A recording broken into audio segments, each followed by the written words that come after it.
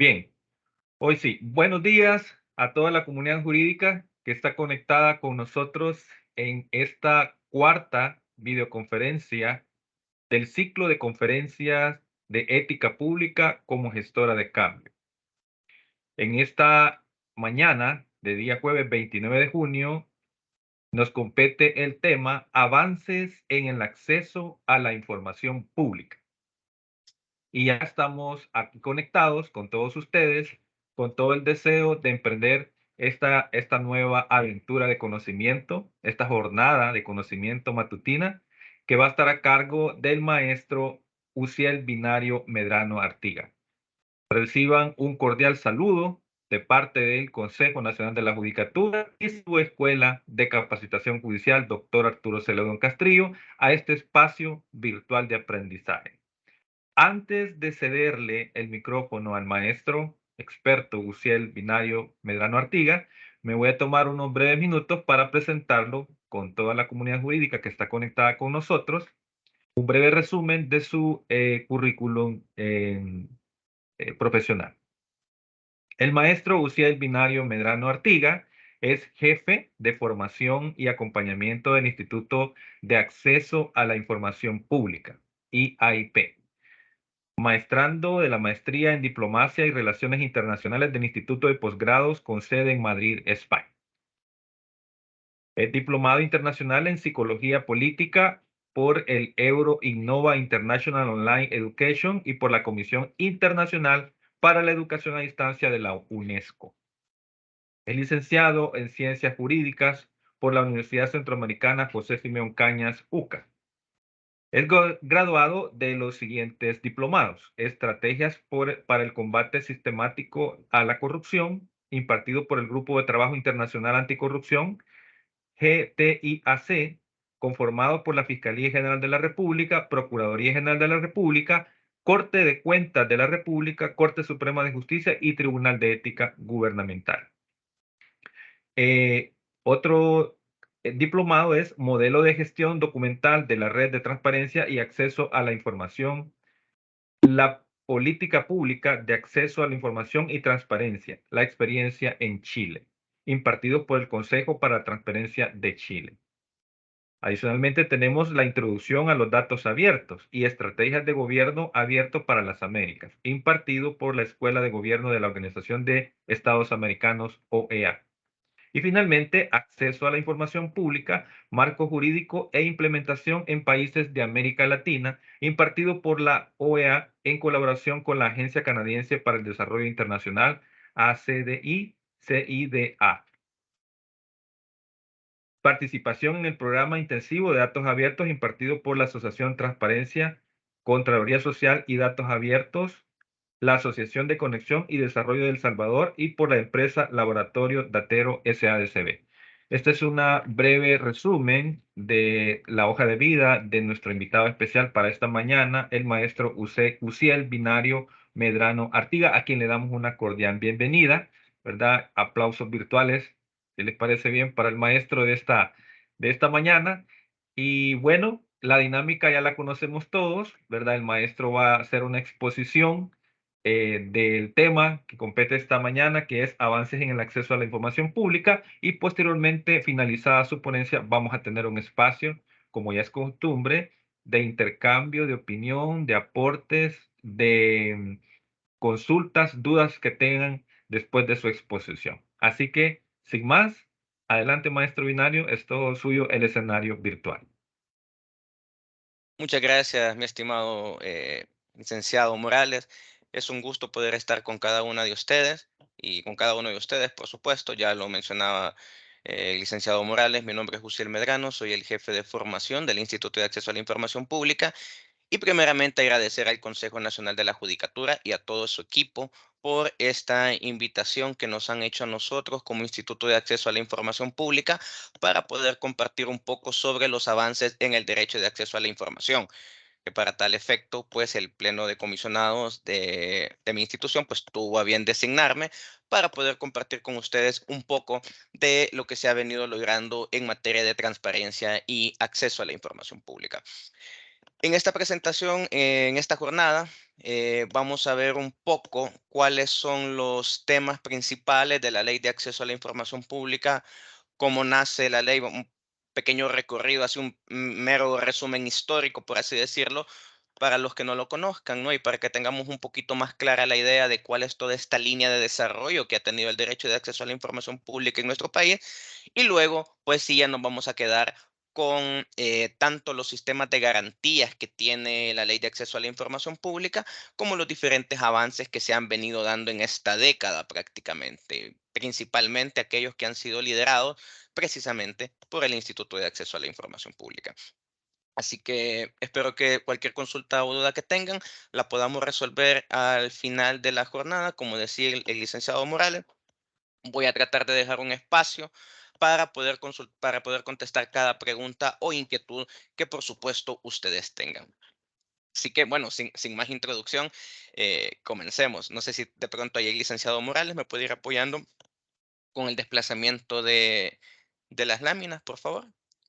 Sí, con mucho gusto, maestro. Ahorita vamos a la siguiente lámina. Gracias.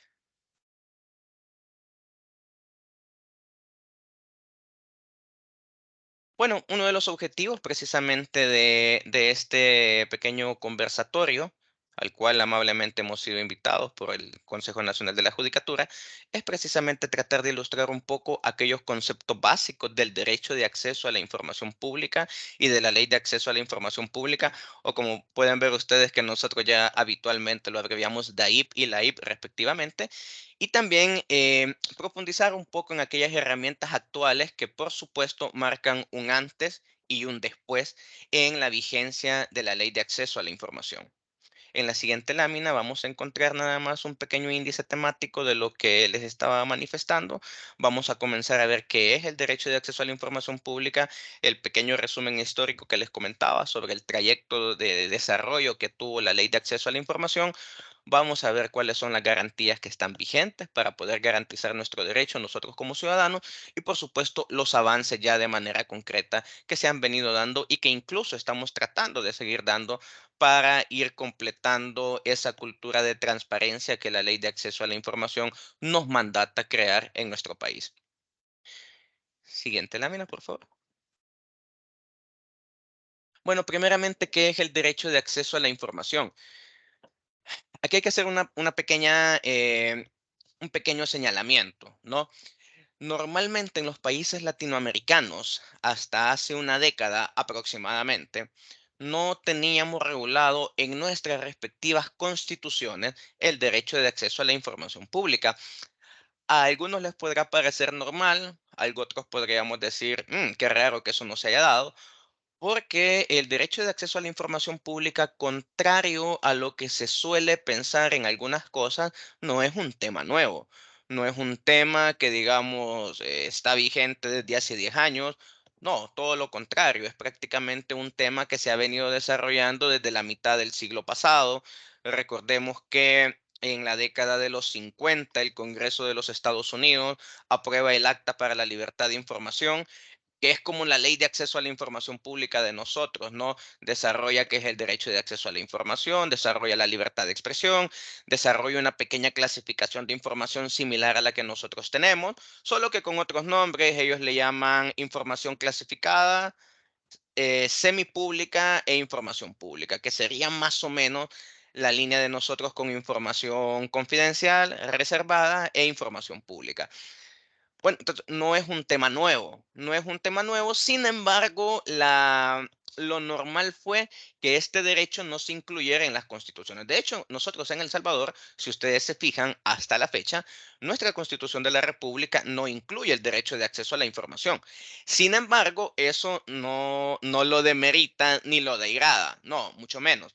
De hecho, el derecho de acceso a la información pública lo encontramos que el Estado salvadoreño lo había ratificado cuando aprueba o ratifica, mejor dicho, valga la redundancia, la Carta de las Naciones Unidas en el año de 1951, 52, si no me equivoco, que es cuando lo ratifica. Y aún así, luego encontramos el tratado. del Pacto de Derechos Civiles y Políticos de San José, mejor conocido como Pacto de San José, en la década de los 70, que también habla del derecho de acceso a la información pública, que nosotros también lo teníamos aprobado y ratificado. O sea, ya teníamos bastante normativa internacional, bastantes acuerdos que El Salvador como Estado ya se había comprometido con ellos, como incluso la Convención Americana sobre Derechos Humanos. Pero bien, no se incluyó en la Constitución el derecho de acceso a la información pública. Bien, sin embargo, los tribunales constitucionales de toda la región americana les quedó la tarea, por así decirlo, de que dado que el derecho de acceso a la información pública no estaba en las constituciones, comenzar a regularlo vía jurisprudencia. Así sucedió en Argentina, así sucedió en Chile, Brasil, Colombia, El Salvador, etcétera. Y nosotros precisamente como en El Salvador fue precisamente la Sala de lo Constitucional de la Corte Suprema de Justicia la que comenzó a emitir eh, allá por el año 2007, 2008, si no me equivoco, un caso de amparo que tenía que ver con materia ambiental, donde las personas que se estaban viendo afectadas por un proyecto de construcción y una tala masiva de árboles, querían presentar una demanda para oponerse a ese proyecto, pero no podían porque no podían probar las cosas porque no tenían los documentos e intentaron pedírsela a la institución y demás. Bueno, es un caso que les comento, ya lo vamos a ver incluso más adelante de manera un poco más precisa, pero así es como la Sala de lo Constitucional comienza a regular el derecho de acceso a la información pública. Y como la competencia de la Sala de lo Constitucional es la Constitución, hubo necesariamente que relacionarlo con un derecho constitucional.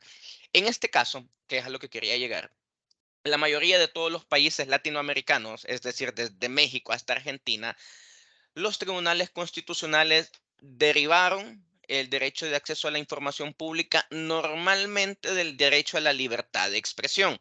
Ya vamos a ver por qué. Y digo la mayoría porque hay algunos casos bien interesantes, como el caso de la República Argentina, donde se derivó del derecho de acceso a la jurisdicción. No es lo común acá en América, ¿sí? Pero es un caso bien interesante toda esa construcción jurisprudencial que tiene Argentina sobre la relación entre el derecho de acceso a la información y el acceso a la jurisdicción. Pero volviendo a El Salvador, el derecho de acceso a la información pública se deriva o se termina relacionando como una condición necesaria para la libertad de expresión. Bueno, de hecho, ustedes ven en pantalla en este momento la definición que hace la Convención Americana sobre los Derechos Humanos en su artículo 13, numeral 1, donde define el derecho a la libertad de pensamiento y de expresión, pero no me voy a tener a leerlo, simplemente quiero que lo pensemos de una manera un poco más lógica. El derecho a la libertad de expresión me permite que yo me pueda expresar libremente sobre cualquier tema, pero se considera que para que yo me pueda expresar, primero necesito tener información, si yo no estoy informado sobre un tema, si yo no tengo datos sobre un tema, sobre cómo voy a poder expresar una información que yo no tengo. De ahí entonces la Sala de lo Constitucional hacía la relación que del derecho general de libertad, que tiene muchas vertientes, libertad de expresión, asociación, libertad de circulación, etcétera, deriva de la libertad de expresión precisamente el derecho de libertad de información y de ahí el derecho de poder acceder a la misma. Es un razonamiento lógico sencillo, evidentemente en cuanto a construcción jurisprudencial hubo que argumentarlo bien, pero básicamente la idea es esa. Yo no puedo expresarme si primero no tengo información. De ahí entonces que para que yo pueda ejecutar, para que yo pueda concretar, mejor dicho, mi libertad de expresión, primero necesito tener información. Y entonces, cuando necesito expresarme sobre temas de Estado, sobre temas de una institución pública, sobre temas de un consejo municipal, etcétera, la información que tengo que tener, evidentemente, la consigo a través de las instituciones públicas. Y eso es precisamente lo que regula la ley de acceso a la información, porque, como les vengo diciendo hasta hace un momento, la ley de acceso a la información pública no crea el derecho de acceso a la información. Ese es un derecho que ya estaba reconocido precisamente por el Estado salvadoreño a raíz de todos los tratados internacionales que había venido aprobando y suscribiendo en la segunda mitad del siglo pasado. Lo que viene a ser la ley de acceso a la información pública, en este caso, es a regular el derecho de acceso a la información, no a crearlo, puesto que ya existía. Tal vez podemos pasar a la siguiente lámina.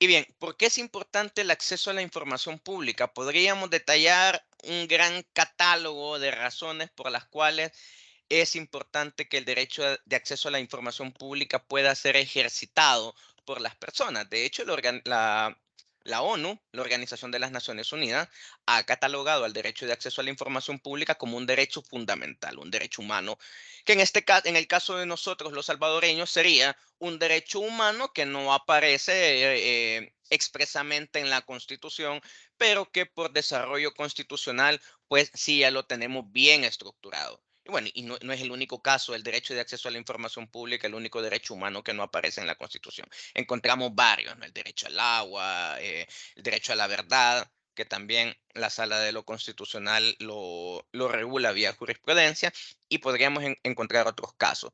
Pero ¿por qué es importante este derecho? Bueno, primeramente el acceso a la información pública como tal es una rama de la transparencia, y la transparencia a la vez es un pilar fundamental del gobierno abierto. El gobierno abierto, entendido como un nuevo paradigma de gobierno o como un nuevo modelo de gobernanza, lo que busca es que el Estado pueda desarrollar cualquier proyecto en beneficio de la sociedad, pero que la sociedad intervenga en el proceso tanto de el diseño de las políticas públicas, su ejecución y su posterior evaluación. Es decir, que no solamente la transparencia está presente en el gobierno abierto, sino también la colaboración y la co-creación de diferentes proyectos en beneficio de la sociedad. De esta manera, el acceso a la información se vuelve una piedra indiscutible de la participación ciudadana, como podría ser en cualquier sociedad democrática.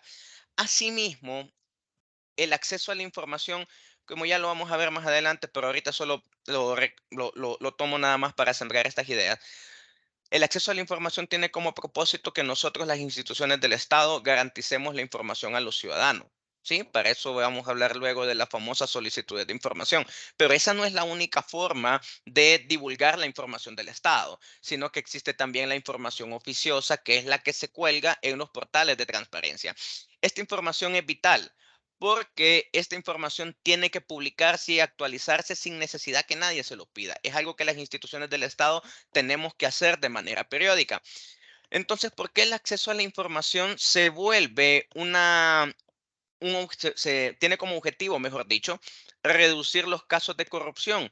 Porque de una u otra forma, publicar toda la información de la gestión pública limita a un funcionario hipotético, llamémosle así, de cometer un acto de corrupción, porque sabe que cualquier inconsistencia en un acta, en una contratación, en el desarrollo y la ejecución de un presupuesto y demás, que sabe que después eso tiene que salir a la luz, y que no solamente son los ciudadanos propiamente tales, ¿no? Los que van a escudriñar esa información, sino también los medios de comunicación, en especial, pues los que se dedican específicamente a este tipo de casos, al periodismo investigativo.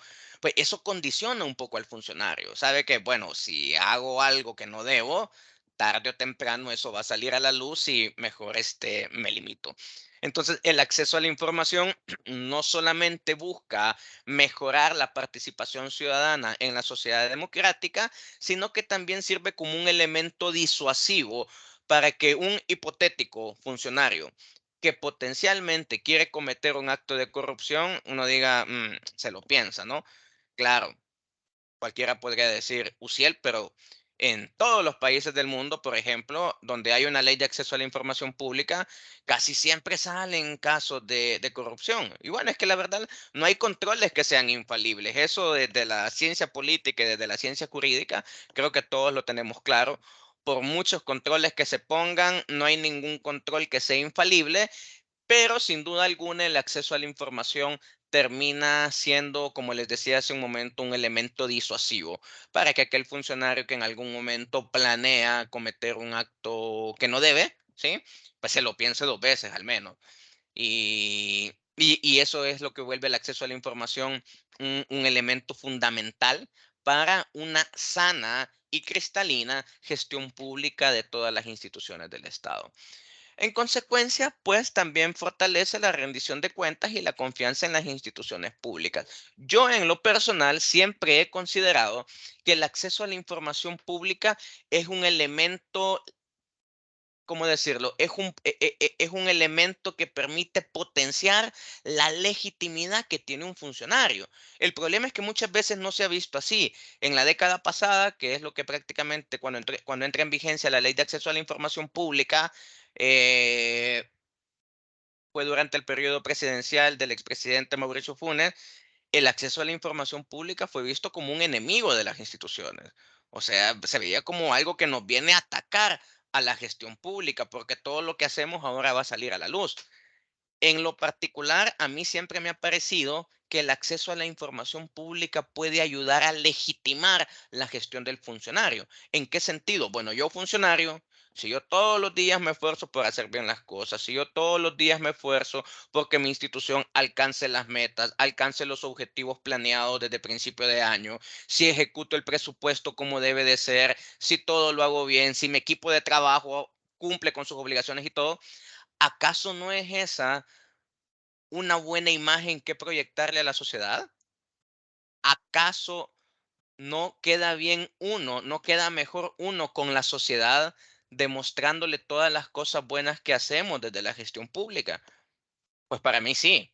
O sea, para mí el acceso a la información pública hasta debería de ser un discurso de campaña siempre. O sea, miren, yo en mi gestión como alcalde, por decirles algo, como ustedes saben, en este periodo he venido haciendo proyectos que siempre ustedes los han conocido, ustedes han visto cuánto se ha gastado, ustedes han estado presentes. Eso legitima a los funcionarios. Lastimosamente, en la década pasada no se vio así, no se vio con esos ojos. Se veía como una especie de amenaza en aquel momento y que incluso eso motivó a que el expresidente de turno pues tardara en nombrar a los primeros comisionados del Instituto de Acceso a la Información Pública y eso precisamente no permitió una armonía entre la aplicación de la ley de acceso a la información por parte de las instituciones públicas, ya que no tenían un ente rector que la guiara. Fue un problema que sucumbió en los primeros años. Pero bien, siguiente lámina, por favor. Y es que precisamente por todo lo que les comento, el derecho de acceso a la información pública, no solamente aquí en el país, sino que, digámoslo así, a nivel global, es considerado un derecho llave. ¿Por qué un derecho llave? Porque muchas veces yo necesito poder ejercer un derecho, que por cierto puede ser otro derecho humano, otro derecho fundamental, pero no tengo la información necesaria para poderlo ejercitar. En el caso La década pasada, el caso más común que nosotros tuvimos en el Instituto de Acceso a la Información Pública era que se despedía gente de algunas municipalidades. El trabajador despedido consideraba que su despido era ilegal. ent- Quería acceder, por ejemplo, a la jurisdicción para poder demostrar que su despido era ilegal y que por lo tanto fuera reincorporado en su puesto de trabajo, pero no tenía cómo demostrarlo. ¿Por qué no tenía cómo demostrarlo? Bueno, porque si se lo habían despedido ilegalmente, es decir, lo habían despedido como con una mala intención, evidentemente no le iban a dar su expediente, ¿no? Eso es algo lógico. Entonces las personas que consideraban que habían sido despedidas ilegalmente pedían su expediente laboral a la institución y se les denegaba. Entonces ellas comenzaron a optar a pedirlo vía acceso a la información pública. Lógicamente se le denegaba y entonces acudían al instituto, el instituto haciendo un razonamiento jurídico de la aplicación de la ley y de un poco de interpretación de la normativa laboral, ordenaba a las instituciones que entregaran el expediente laboral. De hecho, ya vamos a ver qué pasa si las instituciones no cumplen con las resoluciones del instituto. Y ya con esa información en la mano, por fin el trabajador que consideraba que había sido despedido ya podía probar sus argumentos en un proceso judicial.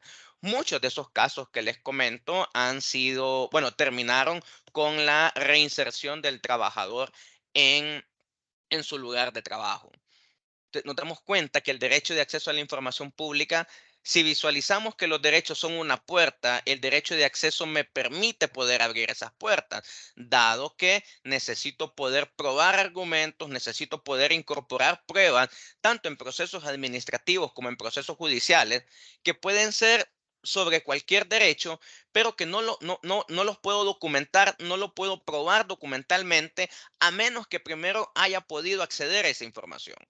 Entonces, lo normal es que las personas accedan primero a información y con esa información ya en sus manos ya pueden ejercitar otros derechos.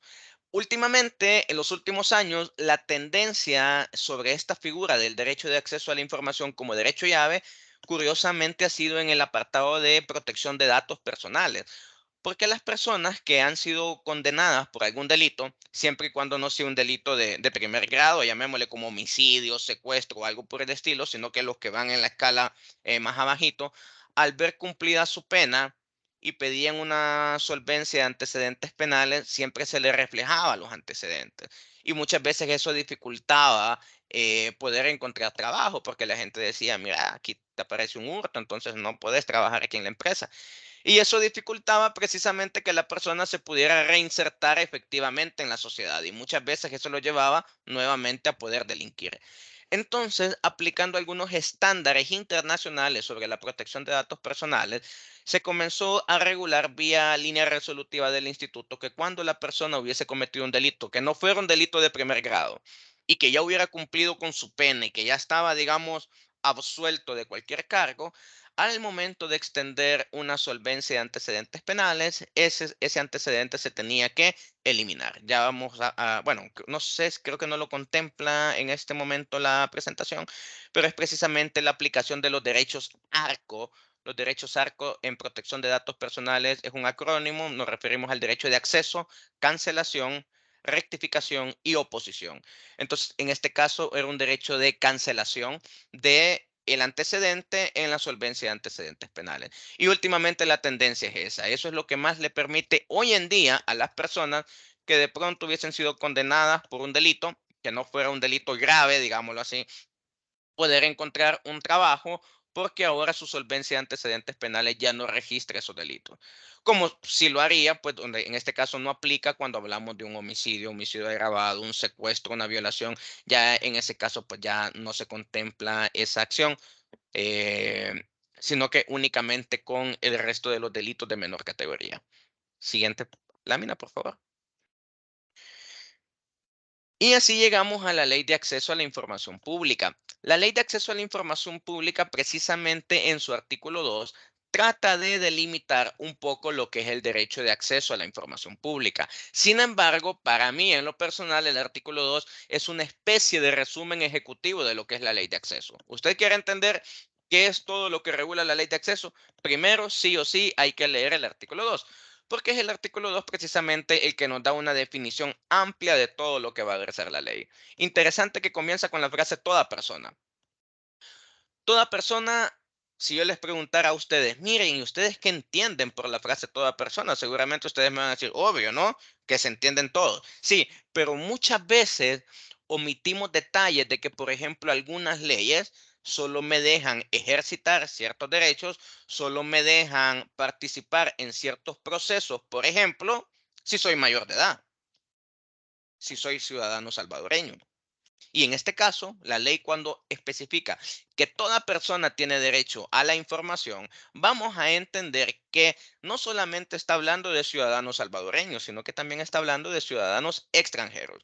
No solamente está hablando de ciudadanos mayores de edad, sino también que va a entender a ciudadanos menores de edad.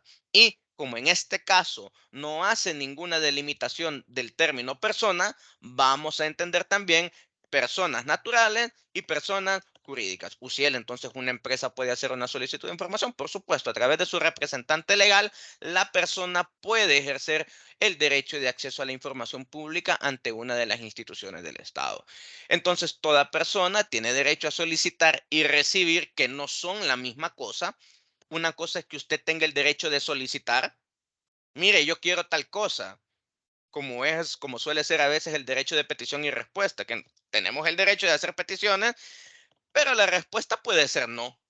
Y como lo ha dicho la Sala de lo Constitucional en sus resoluciones también, el derecho de petición y respuesta no tiene un plazo en el cual tenga que responderse, solamente dice que tiene que ser un plazo prudencial, pero que queda a discreción de la institución según su carga de trabajo, etcétera, etcétera.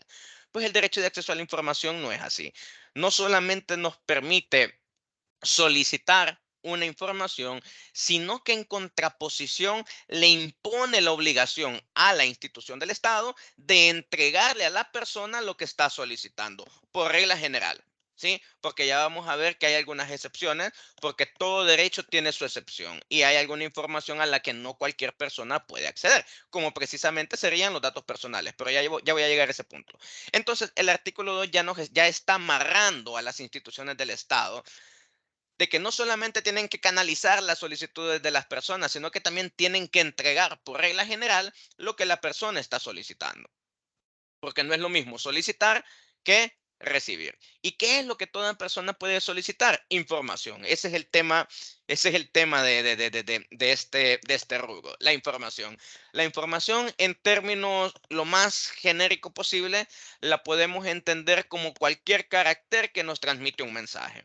Ya sabemos, ¿no? Un carácter es un símbolo. Si es un símbolo numérico, pueden ser datos, pueden ser cifras, lo que encontramos en un presupuesto. Pueden ser códigos binarios, pueden ser códigos informáticos y por supuesto si esos caracteres conforman letras, palabras y demás, ahí se traduce en la documentación. Entonces, información es todo aquel carácter capaz de transmitirnos un mensaje. Eso es lo que, lo que las personas pueden solicitar. Y esta información, el artículo 2 nos dice que la información puede ser ya sea generada, administrada o en poder de las instituciones públicas. ¿Qué quiere decir esto? Bueno, la información que se crea al interior de una institución, esa es la información generada, y la administrada o en poder de la institución es aquella información que la institución ocupa, pero que de pronto se ha generado en otra institución del Estado o incluso en una institución privada. Bueno, esto se da como, por ejemplo, cuando entre instituciones públicas en razón de sus funciones y de sus atribuciones, tienen que estarse intercambiando información, como por ejemplo, las municipalidades, ¿no? Está la DOM, la Dirección de Obras Municipales, que es una institución del gobierno central, pero para ejecutar los proyectos tiene que coordinarse con las municipalidades. Entonces, sin duda alguna, entre la DOM y las municipalidades siempre hay un intercambio fluido de información. Entonces, eso es lo que viene a constituir la información administrada o en poder de las instituciones, que es al contrario de la generada, que es lo que cada institución produce. ¿Y a quién se le puede pedir toda esta información? Bueno, el artículo 2 es claro, nos dice que a las instituciones públicas, pero no solamente ahí, sino también a los demás entes obligados. Bueno, ¿y cuáles son los demás entes obligados? Primero entendamos que en instituciones públicas hablamos de todo el aparataje estatal. Sin la memoria no me falla, son alrededor de 98 instituciones autónomas con las que se cuenta actualmente. Creo que son unos 25 o 26 instituciones que conforman el órgano ejecutivo. Tenemos el órgano judicial, el órgano legislativo y las ahora ya 44 municipalidades, ¿no? Entonces, todo lo que es institución pública se encuentra sujeto a el cumplimiento de la ley de acceso a la información pública. Sin embargo, los entes obligados, dentro de ellos vamos a entender, por ejemplo, a las sociedades de economía mixta. Una sociedad de economía mixta, como ustedes bien han de saber, es una sociedad en la que uno de sus socios es una institución del Estado que participa precisamente como participa en el catálogo accionario de esa sociedad. ¿Por qué las sociedades de economía mixta son entes obligados a la ley? Bueno, porque la institución pública que participa como accionista de esa institución, supongamos que es una municipalidad, no es que el alcalde pone el dinero, el capital de su bolsillo, no, sino que invierte el capital de la municipalidad en ese negocio determinado que va a llevar a cabo la empresa de economía mixta. Entonces, como se están invirtiendo fondos públicos, hasta ahí tiene que llegar el escrutinio de los fondos públicos. No sé cuántos de los que están acá presentes, se me ocurre en este momento un caso, no sé cuántos de los que están acá presentes bueno, del ya no municipio de Santa Tecla, ¿no? O pasan por ahí seguidamente, se recordarán que en la gestión municipal anterior se comenzaron a poner unos barriles color azul de basura en todos los postes del tendido eléctrico para que la gente ahí deposita la basura. Pues esos mini contenedores que están en los postes del tendido eléctrico son de una empresa, precisamente son de una sociedad de economía mixta que se llama o se llamaba Teclaseo, que había sido conformada por una empresa privada de origen colombiano y por la municipalidad de Santa Tecla en el periodo anterior. Entonces, la unión de la empresa colombiana que se dedicaba a la recolección de desechos sólidos y a la inversión de fondos que hace la municipalidad de Santa Tecla en aquel entonces, crean la Sociedad de Economía Mixta Teclaseo, que es la que comenzó a poner todos esos barrilitos de basura. Eso solo para que tengan una idea. También dentro de los demás entes obligados vamos a entender todas aquellas sociedades o personas totalmente privadas que administran o ejecutan fondos públicos. ¿Por qué? Por la misma razón de la anterior. No sé si ustedes están al tanto cuál es el dinamismo de la Corte de Cuentas. La Corte de Cuentas llega hasta donde llega el último centavo público. Hasta ahí pueden llegar a fiscalizar. Lo mismo sucede con la Ley de Acceso a la Información Pública. Hasta donde llegan los fondos públicos, hasta ahí termina llegando la competencia de la ley. Am, Hace unos meses atrás, quizás el año pasado, teníamos como un tema del momento, ¿no? Todo este caso que se estaba siguiendo en la Asamblea Legislativa contra asociaciones y fundaciones que habían recibido fondos públicos en años anteriores, las famosas ONG, como se le llama. Bueno, las ONG pueden recibir fondos públicos, ¿sí? Para ejecutar sus proyectos, para a veces diseñan proyectos en el área de salud o educación y de pronto llegan a donde el Estado no puede llegar. Entonces, por eso es que el Estado normalmente puede hacer donaciones, llamémoslo así, asignaciones de fondos para que las ONG puedan cumplir con sus proyectos. ¿Eso es legal? Claro que es legal. Pero el hecho de que una ONG reciba fondos públicos para ejecutar sus proyectos la vuelve entonces un ente obligado a la ley. ¿Qué quiere decir? Quiere decir que va a tener las mismas obligaciones de transparencia y acceso a la información pública que tiene cualquier institución del Estado con respecto a cómo ha administrado o cómo ha ejecutado los fondos públicos que le asignó la institución. ¿Sí? Entonces, esos son los demás entes obligados. Así resumiéndolo, podríamos entender ahí las sociedades de economía mixta y aquellas instituciones totalmente privadas que administran o ejecutan fondos públicos. Las federaciones deportivas, ahorita que está en el momento el tema de los Juegos Centroamericanos y del Caribe, las federaciones deportivas son prácticamente ONGs dedicadas exclusivamente a la potenciación de una disciplina deportiva a nivel olímpico. Son una conversación que tuve hace poco con el oficial de información del INDES. Él me comentaba que aproximadamente son 42 o 43 federaciones deportivas las que existen hasta este momento. Y si nada ha cambiado, creo que solo la Federación Salvadoreña de Fútbol no recibe fondos públicos. Todas las demás federaciones, el INDES, les da un aporte de manera anual precisamente para pagar entrenadores, para participar en torneos, para pagar la preparación de nuestros atletas, que de dicho sea de paso, están haciendo un buen trabajo en los actuales juegos. Y aunque las federaciones deportivas entonces sean organizaciones privadas, por el hecho de recibir fondos públicos, tienen que rendir cuentas de cómo administran esos fondos públicos, tal cual lo hace una institución del Estado con respecto a su presupuesto anual. Y bueno, toda esta información que las personas pueden solicitar, las instituciones tienen que entregarla de manera oportuna. ¿Qué quiere decir eso? Que hay que cumplir con los plazos que establece la ley, que dicho sea de plazo son plazos fatalmente cortos. Yo no sé si a mis compañeros del CNJ les habrán hecho solicitudes de información que sean complicadas. De pronto, a veces los ciudadanos piden un expediente que solo tiene 5 páginas, un expediente que de pronto pueda tener 10 páginas y uno dice, bueno, 10 días hábiles para sacar una copia de eso es fácil. Pero hay solicitudes de información que sí son mucho más complicadas, que son mucho más complejas. Yo supe por ahí que a una institución, a una municipalidad del año pasado ya, le habían solicitado todas las actas del Consejo Municipal desde que existía el Consejo Municipal, es decir, desde que se había fundado hasta la fecha. Eran prácticamente 200 años casi de actas de consejo municipal, y eso hacerlo en 10 días hábiles, 20 días hábiles, pues ya ponen aprietos a cualquier institución. Entonces, de manera oportuna y veraz, y por supuesto, sin sustentar interés o motivación alguna. Esta es una de las premisas importantes del derecho de acceso a la información, porque la persona que hace una solicitud de acceso a la información pública no tiene que argumentar por qué está haciendo la solicitud, no tiene que expresar para qué quiere la información, y mucho menos tiene que expresar cómo la va a ocupar. Es decir, no podrían decirle, como ha sucedido a veces en algunos casos: no, mire, a usted no le vamos a dar la información porque usted la sube a Facebook.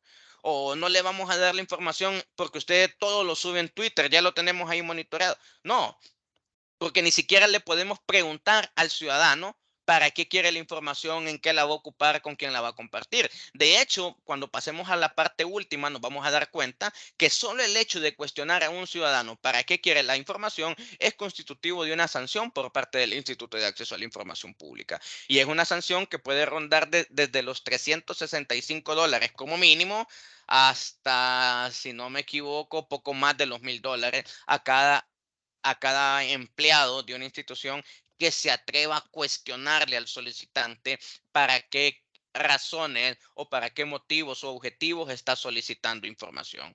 Entonces, si ustedes se fijan, el artículo 2 pues nos da un panorama amplio de todo lo que va a venir regulando la Ley de Acceso a la Información Pública a lo largo de sus casi 100 artículos, y por eso es que yo les mencionaba que para mí es como un buen resumen ejecutivo de la Ley de Acceso. Siguiente lámina, por favor, si me ayuda, licenciado.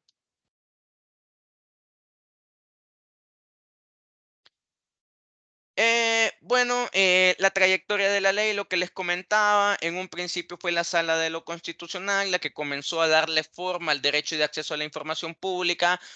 Luego surgieron varias ONGs, varias organizaciones que velaron y que se esforzaron porque una ley de acceso a la información pública fuera aprobada en la Asamblea Legislativa.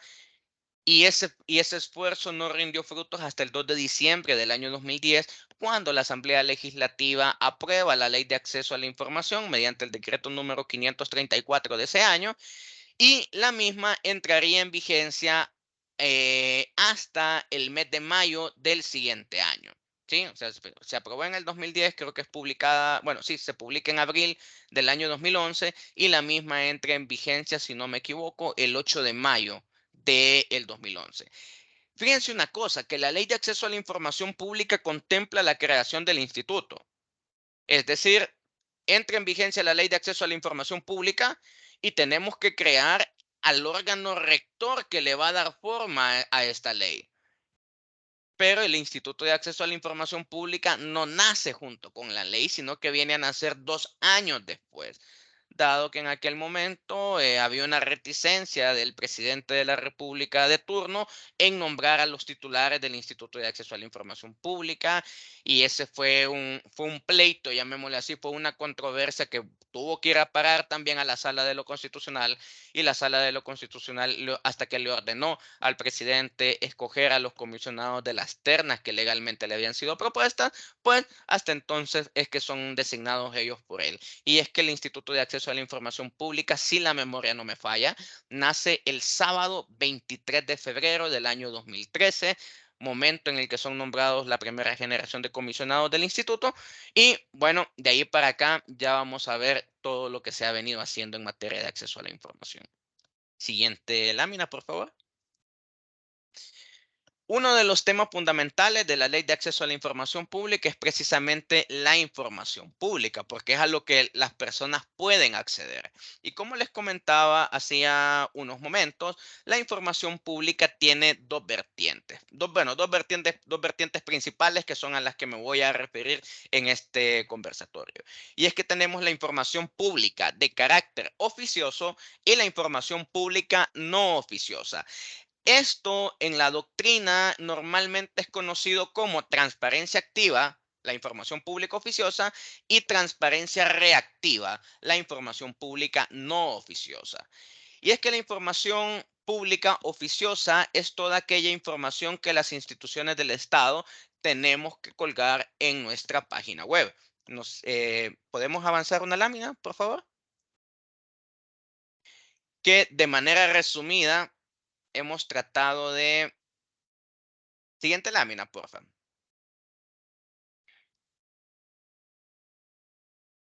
No, perdón, licenciado, creo que ahí se nos, se nos omitieron un par de láminas sin querer. Si gusta, volvamos a la que estaba. Por favor, ahí mis disculpas con el tema de las láminas.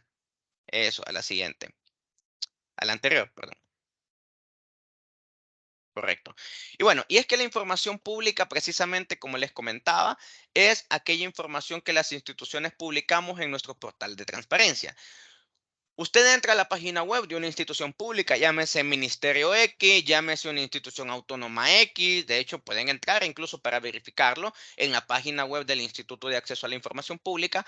Todas las instituciones tienen que tener un botón llamado Portal de Transparencia en la parte superior de su página web. Ese botón de transparencia redirige al portal de transparencia de cada institución. Y es ahí donde las instituciones van publicando toda la información que la ley les mandata en el artículo 10. En cambio, la información pública no oficiosa o la llamada transparencia reactiva en la construcción académica, ¿no?, del derecho de acceso a la información, es aquella que las instituciones no están obligadas a publicar en el portal de transparencia, pero si una persona la solicita, pues por supuesto que va a haber que entregarla. Esta es la información entonces que la persona accede mediante la famosa solicitud de acceso a la información pública, que a contrario de lo que muchos piensan, no solamente es una, sino que hay una solicitud de acceso a la información pública y hay otra que es una solicitud de acceso a datos personales, que son dos solicitudes que tienen un trámite un poco diferente, llamémosle así, pero básicamente ambas son de acceso, ¿no? Siguiente lámina. Ahora sí, las garantías que tiene la ley de acceso a la información pública. Dentro de las garantías que tiene la ley, el Instituto de Acceso a la Información Pública ventila tres procedimientos administrativos que van dirigidos precisamente a salvaguardar el derecho de acceso a la información pública. El primero de ellos es el procedimiento de falta de respuesta. Como su mismo nombre lo dice, este procedimiento puede activarse cuando yo hago una solicitud de acceso a la información pública. Ya les mencionaba hace un momento que por regla general las instituciones tenemos 10 días hábiles para poder entregar la información. Entonces, hago la solicitud de acceso a la información, pasan los 10 días hábiles y el oficial de información brilló por su ausencia. No me entregó nada. Entonces, como no tengo una respuesta a mi solicitud de parte del ente obligado, entonces yo me aboco al instituto e inicio el procedimiento de falta de respuesta. Asimismo, tenemos el recurso de apelación, que es como una apelación en toda regla, llamémosle así, que sirve para cuando yo no estoy conforme con la respuesta que me han dado en la institución pública, ya sea que me la declararon reservada, que me la hayan declarado inexistente, que me hayan dicho, mire, lo que usted está pidiendo es información confidencial, así como otras razones más que el artículo 82 y 83 de la Ley de Acceso a la Información permiten que se habilite este recurso de apelación. Y por último tenemos el procedimiento administrativo sancionatorio, que este específicamente no sirve para garantizarle la información a los solicitantes, sino que como su mismo nombre lo dice, este procedimiento para lo que sirve o su objetivo es analizar si un servidor público ha cometido o no una infracción a la ley y si la ha cometido, pues asignarle una sanción, que en el caso de la Ley de Acceso a la Información Pública, todas las sanciones son pecuniarias. No es como otras leyes que, por ejemplo, contemplan un sistema gradual de sanciones que si un servidor público comete una infracción, se le amonesta de palabra y si comete otra, se le amonesta por escrito y hasta la tercera obtiene una multa, por así decirlo. En este caso no, todas las infracciones de la ley son multas pecuniarias. Y si se preguntan qué pasa con esos fondos, bueno, esos fondos se le cancelan al Fondo General de la Nación, ¿no? Al Ministerio de Hacienda. No se le pagan al Instituto de Acceso a la Información Pública, valga la aclaración. Siguiente lámina, por favor. Empezamos a ver entonces lo que es el procedimiento de falta de respuesta. Voy a tratar de no detenerme mucho en esto porque quiero llegar precisamente a los avances que hemos tenido. Y es que el procedimiento por falta de respuesta, como les decía, Sirve cuando hago mi solicitud y no tengo una respuesta por parte de la institución. Podemos encontrar su regulación en el artículo 75 de la Ley de Acceso a la Información y básicamente es uno de los procedimientos más expeditos que yo he visto en la legislación salvadoreña. La persona tiene 15 días hábiles para interponer su escrito de falta de respuesta, luego de que a la institución se le vencieron los 10 días para responderle. Y cuando el instituto recibe la falta de respuesta, hace dos cosas. Primero, remite un oficio a la institución que no respondió, porque hay que darle oportunidad de defensa a la institución, así lo mandata la jurisprudencia constitucional. Y ya sea que la institución mande su informe o no lo mande, cuando se le vence el plazo para presentarlo, que si no me equivoco son 7 días hábiles los que se le da para que mande su informe de defensa, entonces ya tanto con la versión del solicitante como con la versión de la institución del Estado, ya el instituto procede a dictar una resolución definitiva. Cabe recalcar que la mayoría de los casos de falta de respuesta casi siempre son en favor de los solicitantes, porque se originan en un contexto en el que hubo un silencio administrativo, pero en realidad no había una oposición por parte de la institución a entregar la información, sino que son cosas que a veces fallan en la tramitación de los procedimientos, y la mayoría de falta de respuestas siempre son en beneficio de la ciudadanía, salvo que lo que esté solicitando, como lo dice la ley, se encuentre contemplado como información reservada o como información confidencial y que el solicitante no tenga autorización para acceder a esos datos personales. Entonces sí, en ese momento pues el instituto toma la resolución debida. Siguiente lámina, por favor. El procedimiento del recurso de apelación, como les comentaba, a diferencia del procedimiento de falta de respuesta, aquí sí hay una respuesta por parte del oficial de información. Aquí yo hice mi solicitud y me dieron una respuesta. El problema es que yo no estoy de acuerdo con esa respuesta. Puede que me hayan negado el acceso a la información pública, ya sea porque hice la solicitud y la declaran reservada, la declaran confidencial, y yo considero que no es ni reservada ni confidencial, sino que es pública, entonces puedo interponer mi recurso de apelación ante el Instituto de Acceso a la Información Pública. También cuando me digan, mire, la información que usted está solicitando no existe. Yo no sé cómo no va a existir si esa información tienen que tenerla ustedes porque ustedes hacen esto y lo otro. Y si usted entonces tiene fundamentos para creer que pese a la declaratoria de inexistencia, esa información sí puede existir al interior de la institución, entonces puede también acudir al instituto. De hecho, hemos tenido casos así. Han habido casos en los que las personas, a consecuencia de su solicitud, se les ha declarado inexistente la información, acuden al instituto, el instituto en algún momento hace una inspección y en la inspección encuentran la información que el solicitante estaba requiriendo, ¿no? Entonces, por eso es también que el recurso de apelación contempla este acceso al instituto, incluso cuando la información ha sido declarada como inexistente. Asimismo, bueno, en cuanto a solicitudes de datos personales, recuerdo que la solicitud de acceso a datos personales es cuando yo, por ejemplo, Uciel Medrano, estoy solicitando mis datos personales en una institución.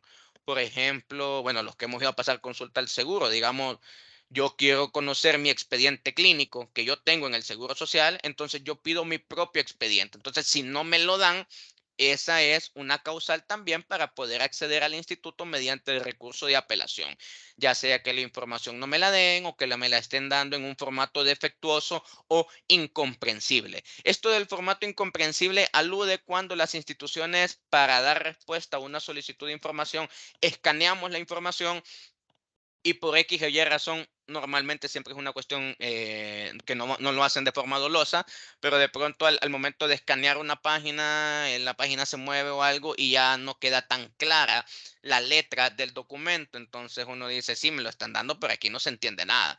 Entonces, uno también puede apelar al instituto por esas razones.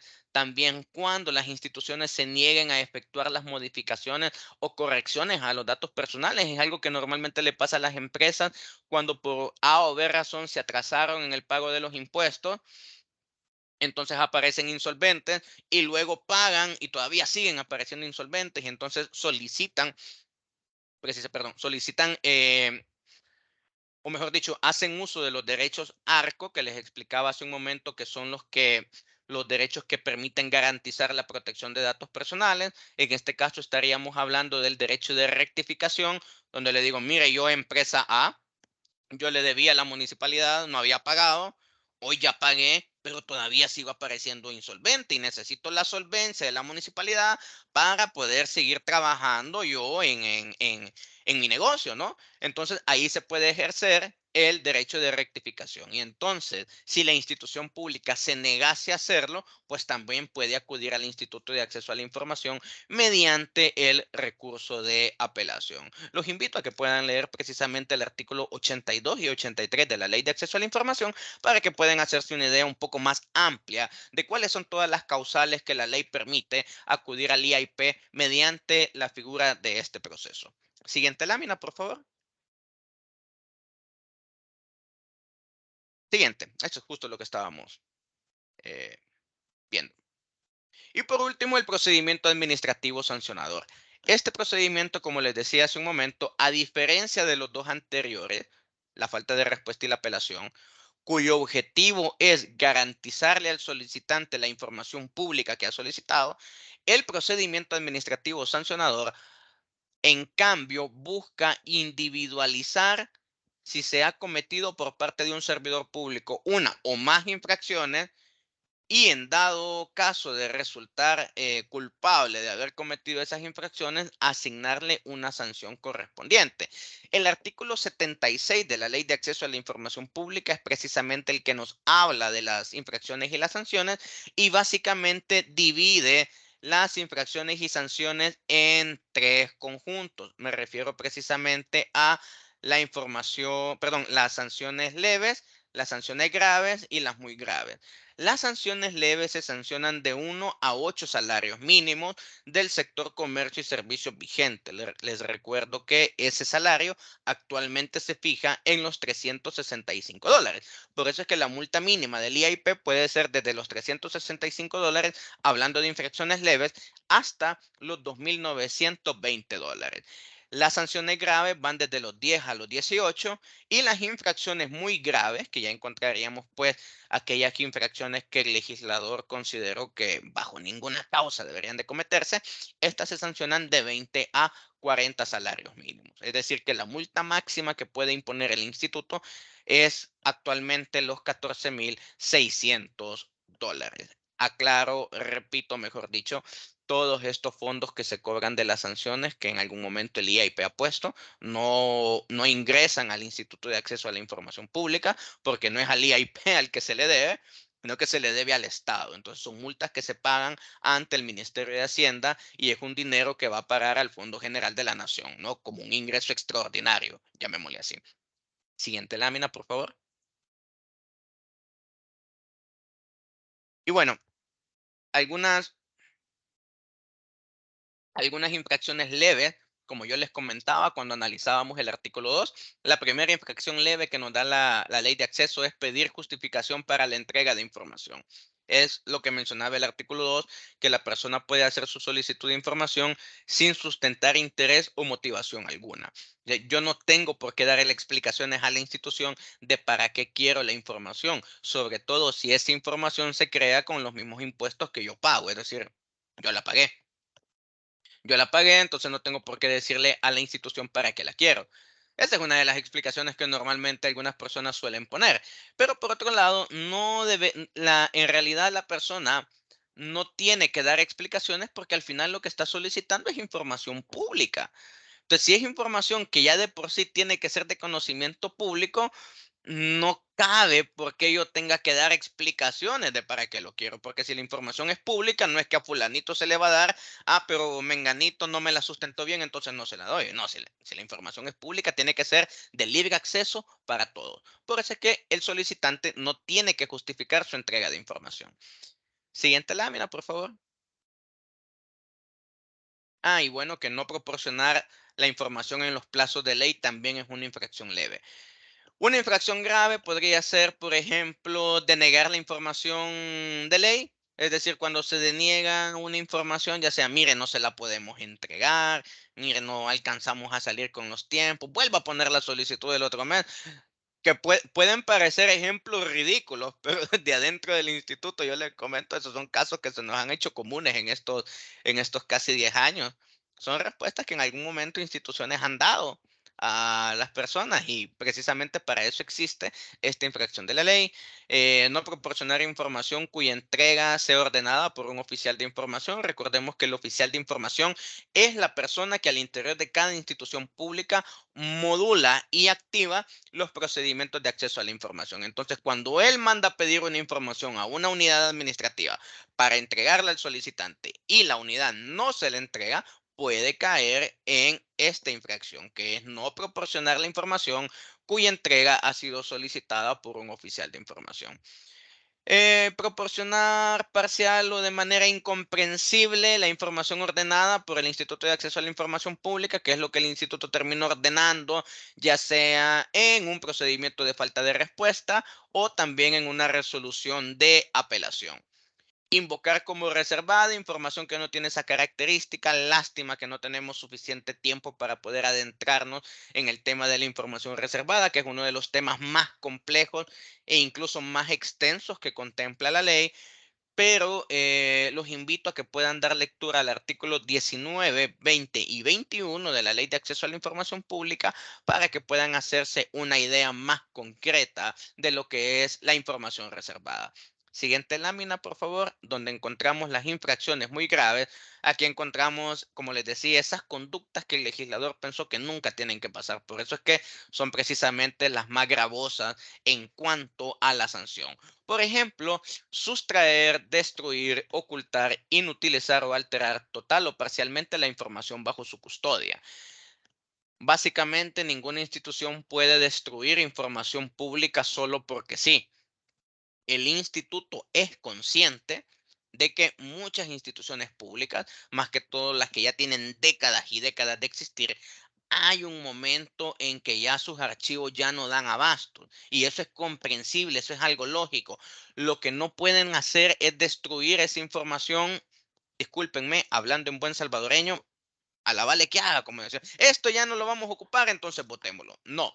Y es que precisamente los lineamientos de gestión documental emitidos por el Instituto de Acceso a la Información Pública contemplan un procedimiento legal que precisamente sirve para que las instituciones públicas puedan depurar la información que consideren pertinente.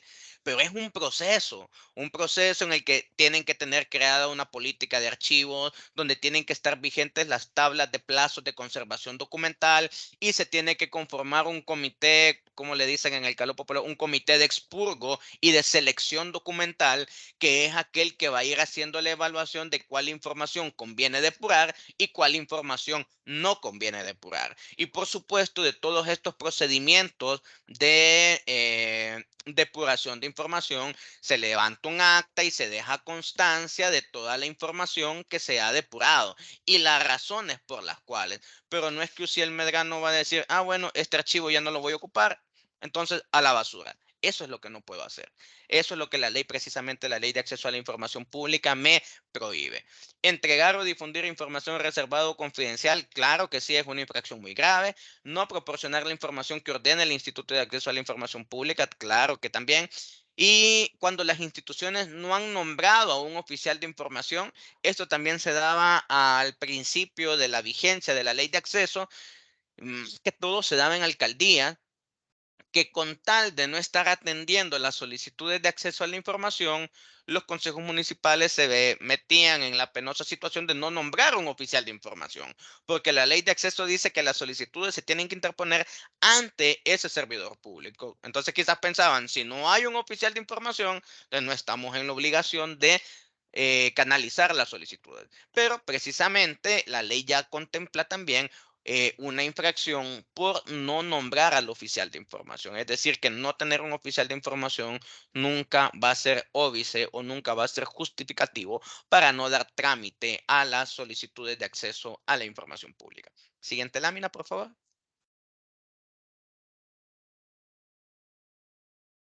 Bueno, avances del acceso a la información pública, aquí es donde quería llegar y antes que nada quiero hacer una aclaración. Las políticas públicas como tal La ciencia política nos dice que las políticas públicas siempre existen en el vivir de un Estado. Simple y sencillamente hay políticas que son negativas y hay políticas que son positivas. Pero esto no tiene que ver con ningún contexto de que si son buenas o son malas. No, simple y sencillamente las políticas negativas consisten en no dar o en no hacer algo. Así como las obligaciones jurídicas, ¿no? Las obligaciones negativas, las obligaciones positivas. Y en cambio, las políticas positivas consisten en dar o en hacer algo. Una política de acceso a la información, perdón, siempre había existido en el Estado, desde antes de la ley, porque ya lo teníamos reconocido por diversos instrumentos internacionales. Lo que sucede que la política del Estado frente al acceso a la información pública era negativa. ¿Qué quiere decir esto? Que la actitud del Estado cuando se le pedía información consistía en no darla, no contestar las solicitudes. Lastimosamente, antes una persona común y corriente, un mortal, como decimos los salvadoreños, podía acceder a información de las instituciones si eras chero del alcalde, si eras sobrino del ministro, si eras primo de fulanito, que no era un derecho universal, porque precisamente la política del Estado ante los asuntos de acceso a la información era una política negativa. ¿Qué hacemos si nos piden información? No la damos. Ahora, la ley de acceso a la información pública lo que hace es darle vuelta a esa moneda. Siempre existe una conducta ante el acceso a la información, solo que ahora es positiva. Ahora, si nos piden algo, ahora tenemos que darlo. Y ya no es por voluntad o porque yo me apiado del ciudadano, no, sino que es porque la ley de acceso ya regula incluso el procedimiento que vamos a tener que seguir para entregarle la información a los solicitantes. Entonces ahora, con ese cambio de paradigma desde el 2011 para acá, ya más de una década prácticamente, eh, estos avances de acceso a la información pública se han venido concretando, ojo con algo, quiero aclarar algo, se han venido concretando en la medida de lo posible. El Instituto de Acceso a la Información Pública no es una institución que de pronto tenga un presupuesto tan elevado, pero con lo que tenemos vamos tratando de ir dando esos pasos a pasos que hay que resolver para ir consolidando la cultura de transparencia y acceso a la información pública en nuestro país. Siguiente lámina, por favor. Uno de los avances más emblemáticos y más prácticos, y es lo que más beneficia o saca de apuros, como decimos, hacia la ciudadanía, es precisamente la existencia de los portales de transparencia. Estos portales de transparencia, el instituto ahora tiene esta plataforma, por así decirlo, para que las instituciones no tengan que pagar su propia plataforma, no tengan que incurrir en gastos de una página web adicional, no, pero no es obligación que lo publiquen acá. De hecho, hay instituciones que tienen su propio portal de transparencia. La Corte Suprema de Justicia tiene su propio portal, la Corte de Cuentas tiene su propio portal. Creo que la Procuraduría General de la República, si la memoria no me falla, también tiene su propio portal. Y habrán muchas alcaldías que ellos han diseñado también su propio portal de transparencia. Pero en este caso, si las instituciones no tienen fondos para sufragarse un portal, pueden precisamente publicar en la plataforma que el Instituto de Acceso a la Información Pública pone a disposición de todas las instituciones del Estado. Porque ¿cuál es la lógica de un portal de transparencia? La lógica de un portal de transparencia es que usted, amigo o amiga que me está viendo, usted quiere conocer, por ejemplo, cuál es el presupuesto del Instituto de Acceso a la Información Pública para el año 2023. La lógica del portal de transparencia es que usted un domingo a las 8 de la mañana se levante, tome su celular, se meta a la página web del instituto, se meta al portal de transparencia y ahí pueda consultar el presupuesto. ¿Sí? Esa es la lógica de la información oficiosa, que el ciudadano, que la persona, desde la comodidad de su casa, desde la comodidad de su laptop, desde la comodidad de su tablet, de su celular, sea lunes, sea sábado, sea domingo, sean las 9 de la mañana o sean las 12 de la medianoche, en cualquier momento pueda consultar la información que la Ley de Acceso a la Información Pública cataloga como oficiosa. Ahora sí, nos vamos a la siguiente lámina, que es la que precisamente estaba buscando hace unos momentos, pero Está acá a continuación. ¿Y cuál es la información oficiosa que la ley nos mandata publicar a todas las instituciones de manera activa, de manera que nadie nos lo pida, sino que lo hagamos de manera periódica? Y de hecho, para que lo sepan, la información oficiosa como mínimo se tiene que actualizar cada 3 meses. Esto significa que las instituciones, como mínimo, tenemos que realizar 4 actualizaciones durante el año, ¿sí? Porque se actualiza cada 3 meses. Para darles un ejemplo, en abril se actualiza la información de enero, febrero y marzo. Ya la información de abril, mayo y junio se actualiza en el mes de julio. Así que ya estamos próximos a la segunda actualización del año que tienen que realizar las instituciones del Estado de información oficiosa. Y esta información oficiosa pues se divide en varios acápites, en varios rubros. Tenemos información que tiene que ver con el marco normativo de las instituciones, con el marco de la gestión estratégica, con el marco presupuestario y también con un marco de participación ciudadana. Como ustedes pueden ver, el artículo 10 no es un artículo cortito. De hecho, en la ley de acceso a la información pública terminan siendo unas 2 páginas enteras que tienen ese catálogo que todas las instituciones tenemos que publicar. Sin embargo, siguiente lámina, esta es la regla general. Esto es lo que tenemos que publicar todas las instituciones. Pero hay instituciones públicas que tienen información oficiosa específica o adicional. ¿Y qué quiere decir eso? Que no solamente tienen que publicar lo que está en el artículo 10, sino que de manera adicional tienen que publicar lo que tienen ellos en sus artículos de información oficiosa específica. En la Ley de Acceso a la Información, la regla general de la información oficiosa la encontramos en el artículo 10, y del artículo 11 al artículo 17 hay 7 instituciones diferentes que tienen información oficiosa específica. Repito, no significa que solo van a publicar lo que está en estos artículos, no, sino que tienen que publicar lo que está en el artículo 10 y añadido lo que les impone su artículo específico de información oficiosa. Así, por ejemplo, el artículo 11 de la ley le impone una información oficiosa específica al órgano legislativo, el 12 al Consejo de Ministros y Presidencia de la República, el 13 al órgano judicial, el artículo 14 a mis queridos hermanos del Consejo Nacional de la Judicatura, el artículo 15 al Tribunal Supremo Electoral, el artículo 16 a la Corte de Cuentas y el artículo 17 a los diversos consejos municipales del país. Entonces, como ustedes pueden ver, la información oficiosa es una tarea muy ardua. Yo conozco eso de primera mano. Les puedo decir que no es algo sencillo, porque los oficiales de información tienen que recopilar la información oficiosa de todas las unidades administrativas de una institución.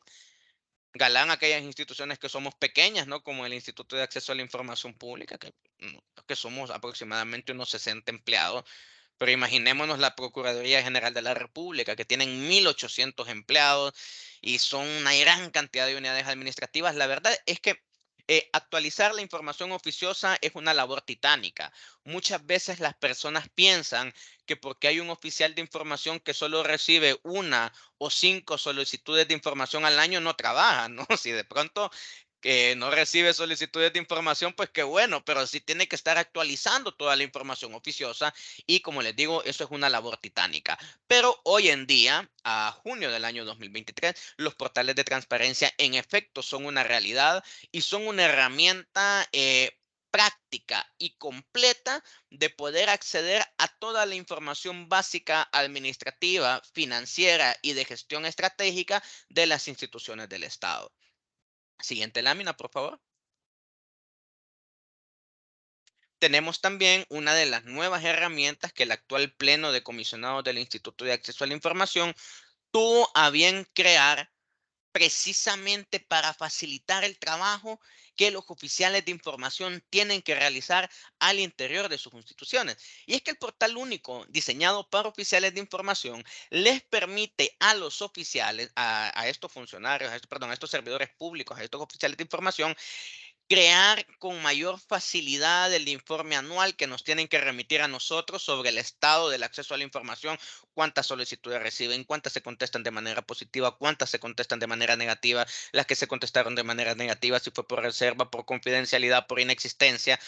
¿Y por qué el instituto pide toda esta información? Bueno, porque la ley de acceso le impone también al instituto presentar un informe anual a la Asamblea Legislativa. Entonces, evidentemente, el instituto tiene datos de lo que nosotros hacemos que van en ese informe, pero hay datos que necesitamos pedirlos o extraerlos de la gestión de acceso a la información pública de todas las demás instituciones. Entonces, este portal permite ese intercambio fluido de información, permite una realización sistemática y ordenada del índice de información reservada, que luego también es publicado en el portal de transparencia, y también cualquier consulta y soporte técnico que los oficiales de información necesiten sobre una cuestión específica, sobre un problema que ellos se hayan encontrado al momento de gestionar una solicitud de información o algo.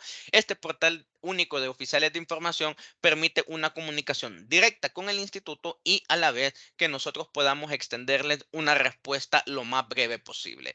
El portal único para oficiales de información se inauguró el año pasado y termina siendo, a mi manera de ver, como una enciclopedia para los oficiales de información, una enciclopedia de preguntas frecuentes, una enciclopedia de cómo tienen que proceder en algunos casos, de manera que no saber cómo proceder en algún caso o no saber cuál es el criterio legal sobre un punto en específico no sea óbice para dejar de tramitar una solicitud de información, para dejar de publicar información oficiosa, sino que toda la información posible que el instituto puede dar a los oficiales de información la tienen a la mano ahora y gracias al portal único de oficiales de información.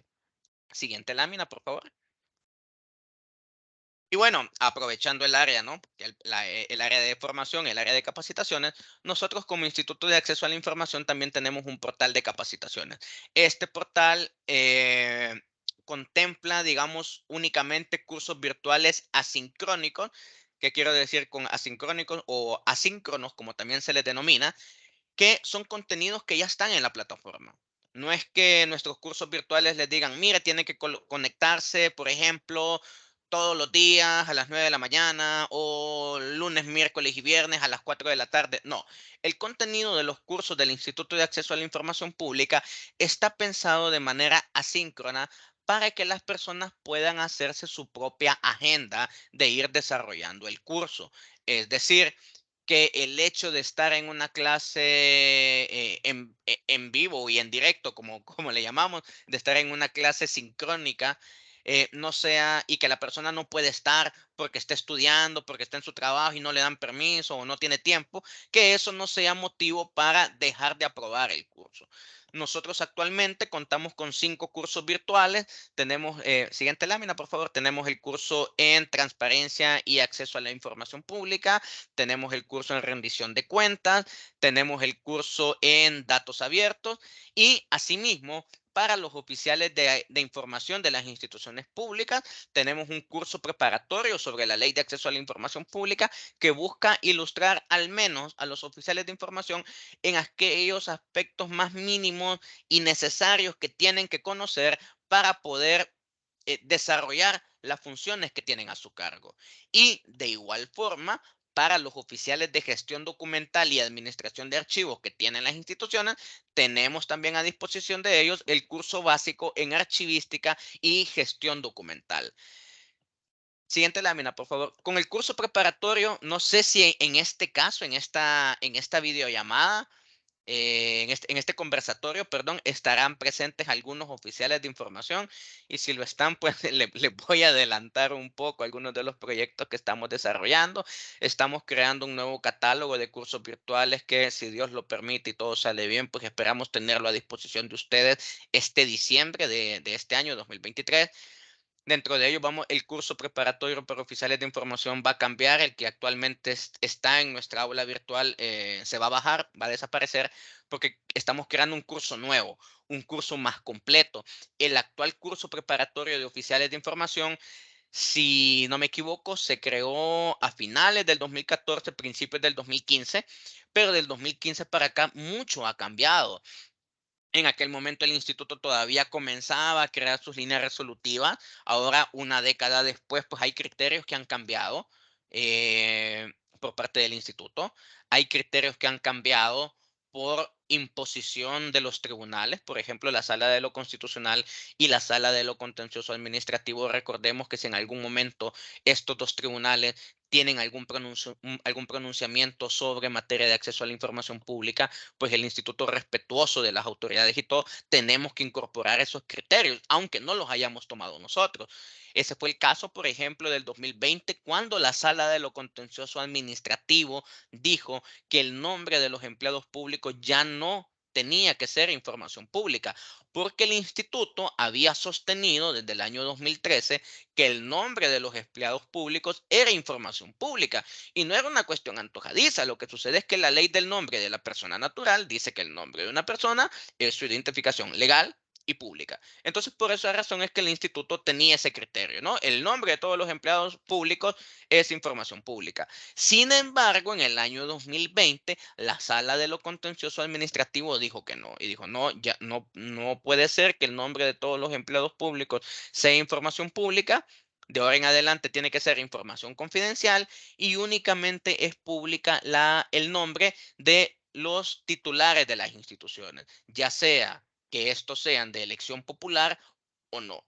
Por esa razón, únicamente ahora en día, por ese cambio de criterio de la Sala de lo Contencioso Administrativo, es que únicamente son públicos los nombres de los funcionarios de elección popular. Me refiero presidente y vicepresidente de la República, diputados del Parlamento Centroamericano, diputados de la Asamblea Legislativa y miembros de consejos municipales.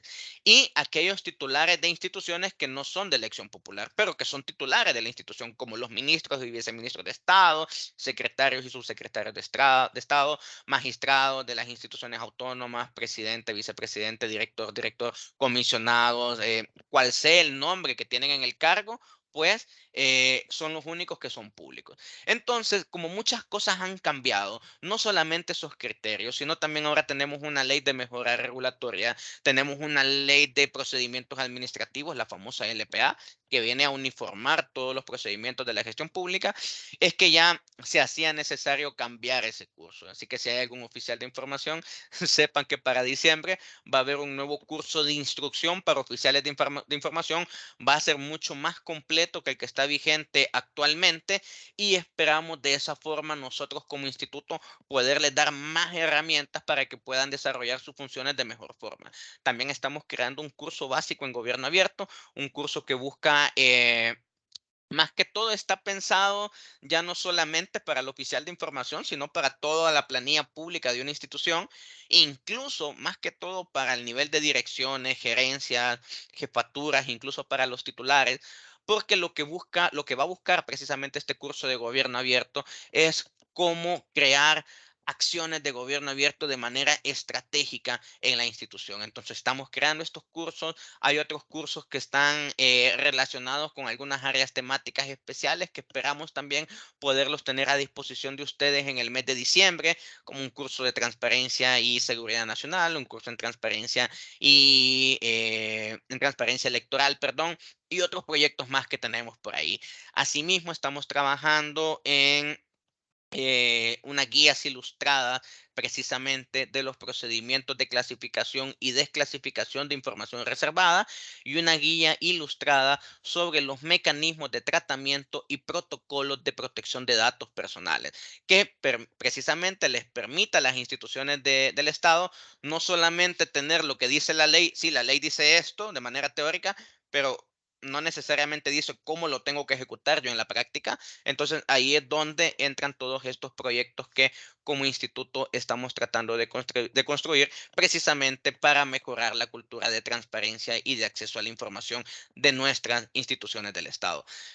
Y seguramente hay más, ¿no? Hay más proyectos que también estamos tratando de echarlos a andar.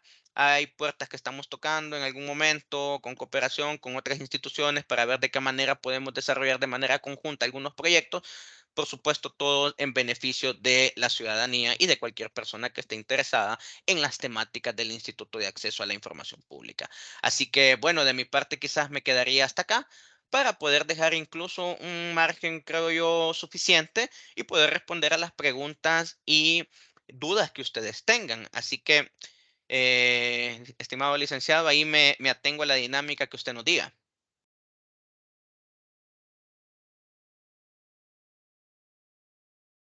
Muy bien, muchas gracias, estimado maestro Uciel.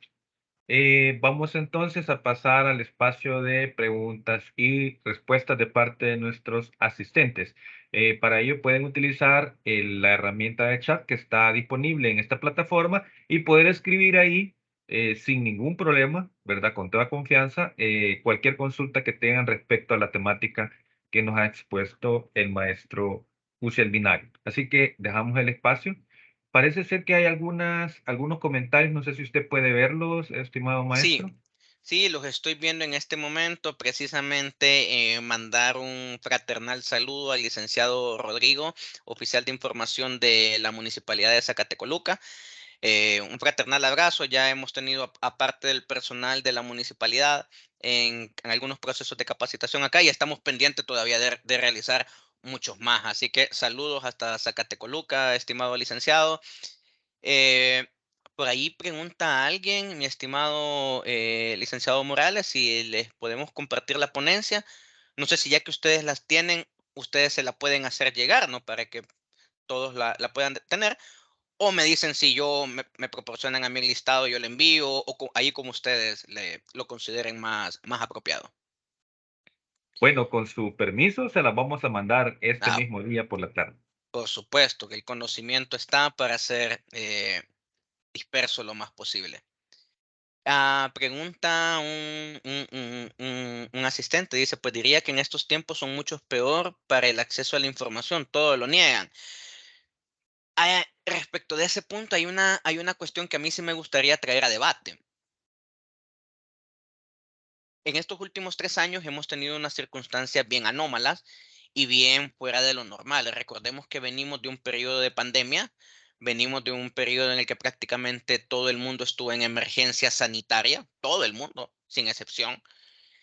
Y hay muchas cuestiones que de pronto sí se han mantenido en reserva en algún momento, al menos en las que yo he podido ver.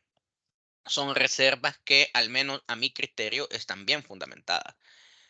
Recordemos que la información reservada es cuando hay una información que es pública, pero por las circunstancias que la ley ya menciona en el artículo 19, esa información no se va a hacer de conocimiento público por un tiempo determinado.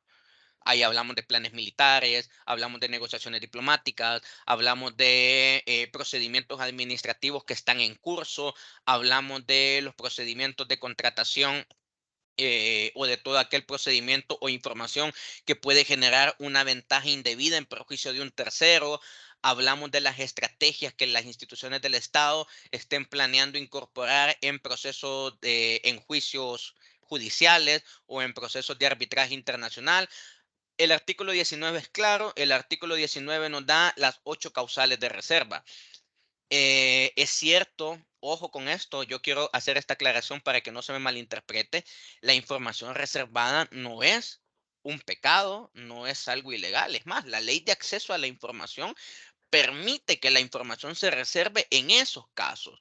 Lo que sucede es que venimos también mal acostumbrados a una década en la que se abusó de la reserva. O al menos ese es el panorama que yo tengo. Se abusaba tanto de la reserva que ahora cuando escuchamos esto es información reservada, uno puede decir, aquí están encubriendo algo. Y no necesariamente. No necesariamente porque la ley de acceso a la información, como les digo, ya especifica cuáles son las 8 causales de reserva y ya especifica cuál es el procedimiento que tienen que seguir las instituciones para poder consolidar la declaración de reserva y la misma ley ya le pone el límite al tiempo que esa información puede permanecer como reservada. Si bien la ley dice que la información reservada no puede exceder de 7 años, eso también dependerá de las causales de reserva. Porque, por ejemplo, los procedimientos pueden reservarse mientras estén en curso, pero un procedimiento administrativo no va a durar 7 años. Es más, hoy con la nueva regulación de la ley de procedimientos administrativos, pareciera que ya ningún procedimiento puede durar más de 9 meses. Entonces va a pasar reservado los 9 meses que esté abierto el procedimiento. Uciel, ¿y por qué se reservan los procedimientos? Porque muchas veces hay que proteger que todas las personas que participan en ese procedimiento o las personas que tienen que tomar una decisión sobre el mismo, no contaminarlos con información externa y por eso es que esa información se protege. Entonces, yo considero, y tomo la oportunidad de aclararlo, que cuando escuchemos que una institución tiene una información reservada, no necesariamente pensemos que es un acto de corrupción, porque no es así, sino que es la información que se reserva en virtud de poder salvaguardar otros derechos fundamentales, tal cual lo especifica la Ley de Acceso a la Información. Es más, si alguno de ustedes tuviera la Ley de Acceso a la Información Pública a la mano, el artículo 19, literal E, dice que la información se puede reservar cuando esa información que se va a revelar puede poner en un peligro grave la salud, la integridad física y la vida de cualquier persona. Entonces, yo más que todo quiero hacer un llamado a la reflexión, que cuando escuchemos que una institución, la que sea, ¿sí? Como decimos los salvadoreños, wherever, ¿no? Cualquier institución pública ha declarado una información como reservada, primero analicemos la reserva, analicemos las razones por las cuales se ha reservado, el contexto, porque al final la reserva también es una cuestión casuística. Hay instituciones que manejan información similar, los consejos municipales, y lo que para un consejo municipal puede ser reservado, puede ser que para el consejo municipal vecino no sea reservado, pero eso es una cuestión de una casuística, es incluso una cuestión de relatividad que tiene la información reservada, porque de pronto a juicio de un consejo municipal esta información puede poner en peligro unos derechos, pero de pronto a juicio del consejo municipal de la par no.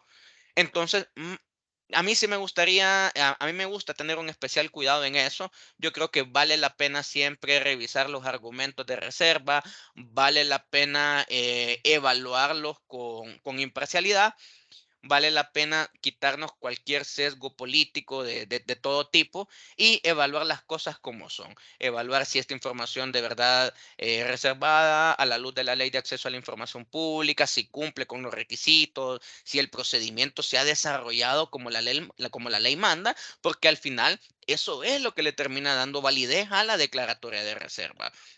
Entonces sí, yo consideraría que primero hay que evaluar bien las declaraciones de reserva antes de pensar de que porque hay declaraciones de reserva significa que no hay acceso, porque no necesariamente una cosa lleva a la otra. Ah, quiero ver, hay algunos comentarios que a mí me parecen cortados, licenciado Morales, no sé si a usted también. Por ejemplo, me dice la alcaldía municipal de Chinameca invirtió casi $3 millones en unas cooperativas y hasta ahí se me corta el mensaje. No sé si me pasará solo a mí. Ah, Fíjese, perdón, no, perdón, ya lo pude ver en totalidad. ya lo pude ver. Sí, Sí, porque ya, está completo el sí, comentario. Cooperativa Jacotemic DRL y actualmente la Fiscalía General de la República instruye un proceso penal contra los directivos de dichas cooperativas por lavado de dinero. Entonces, ¿qué consecuencias podría acarrear la municipalidad además de haber perdido más de los 3 millones de los fondos municipales? Bueno, habría que ver qué responsabilidad, ¿no? Porque en algunos casos las municipalidades, y quiero pensar que es así, pueden hacer una inversión que va a ser en beneficio del municipio y puede que lo hagan en buena lid, lo hacen en buena intención, por así decirlo, lo hacen siguiendo los pasos necesarios y a veces se dan estos casos, que el tercero es el que termina cometiendo un acto de corrupción.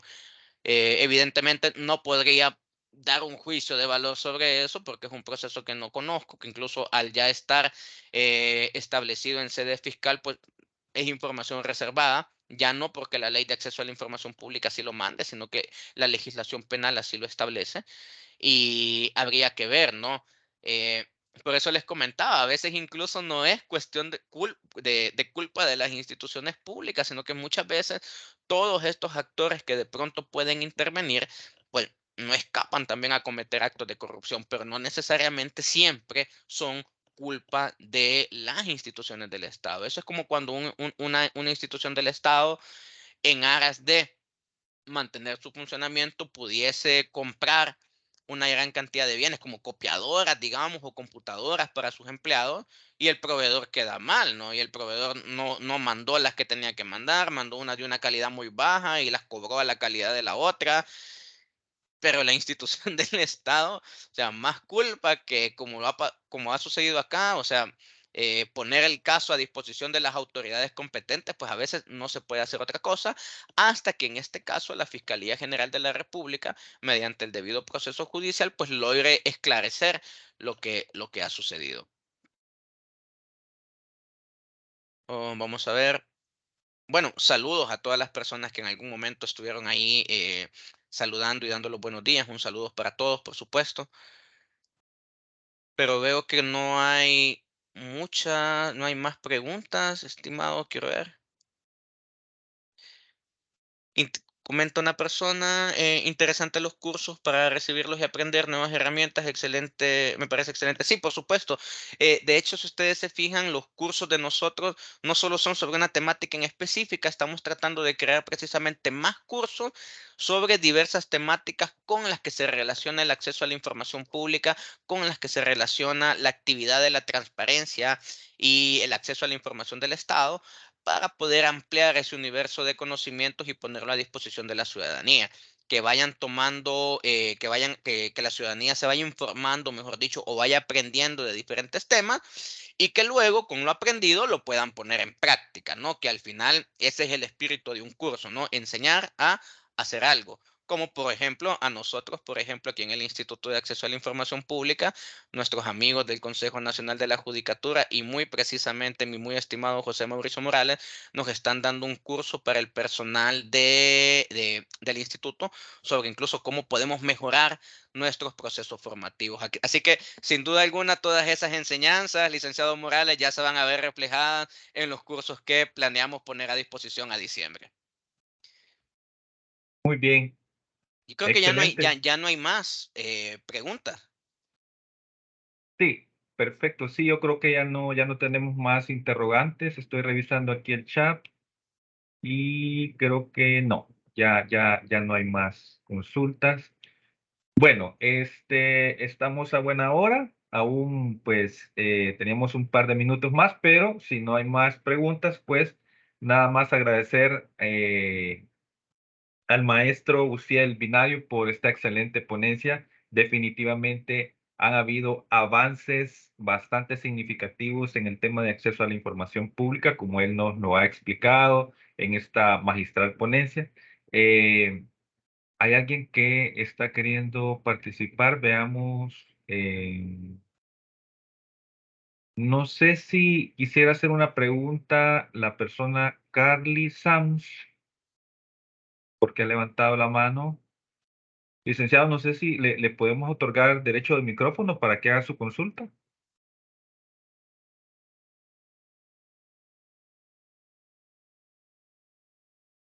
Bueno, no sé si Si quisiera no, si, participar. si no, también la puede anotar en la caja de chat, ¿verdad? Sí, correcto. Ahorita le hemos dado acceso al micrófono por si quisiera participar la licenciada Sams.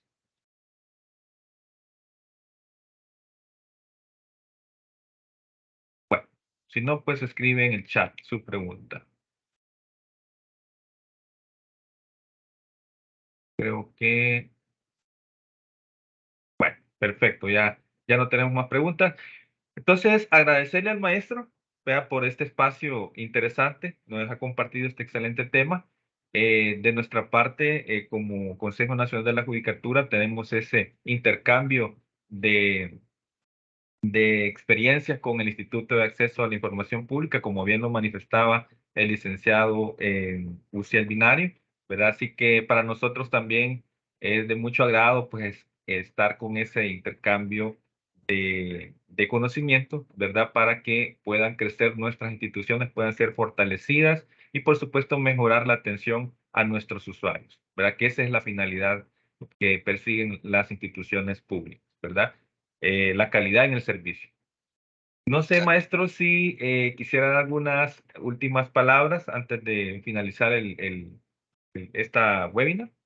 Sí, de hecho estoy viendo que la persona que estaba levantando la mano dice que su consulta era sobre el formato de las solicitudes. Quizás, si me permite unos minutos, aclarar ese punto del formato de Sí, las solicitudes. adelante.